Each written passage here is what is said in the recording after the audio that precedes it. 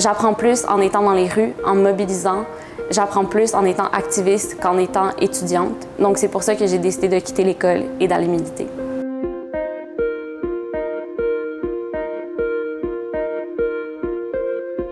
À partir de l'hiver prochain, je vais être étudiante à temps partiel, justement pour me laisser plus de temps pour militer, pour m'éduquer et pour rassembler les gens autour de moi.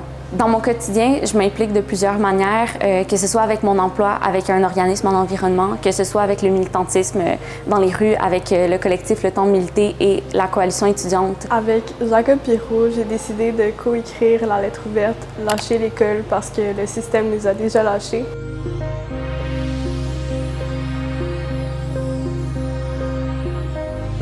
J'ai le privilège d'arrêter l'école pour militer. Je ne suis pas en situation de précarité, j'ai pas de prêts et bourses, je n'ai pas d'enfants, je n'ai pas un statut international. C'est maintenant que ça se passe, c'est maintenant qu'il y a urgence d'agir, c'est maintenant qu'il faut sensibiliser autour de la justice climatique, c'est maintenant qu'il faut créer un mouvement social de masse parce que c'est les mouvements sociaux qui ont la capacité de créer des changements systémiques comme celui dont on a besoin. Ce choix-là a été fait parce que je pense que c'est vraiment difficile pour nous, la jeunesse, de se projeter dans le futur quand le futur est aussi incertain. On pense au changement climatique, mais également à toutes les insécurités systémiques, économiques, sanitaires. Ça nous amène à vivre dans le moment présent. Et dans le moment présent, ce qu'on a besoin, c'est de répondre à l'urgence climatique. Avec la COP15 qui se passe à Montréal en ce moment, je pense que la diversité des tactiques se doit d'être primée. Dans le contexte d'urgence climatique actuelle, il faut qu'on diversifie nos actions. Et c'est ce que le collectif appelle, c'est de diversifier nos actions, de se mobiliser puis de continuer à militer contre l'urgence climatique.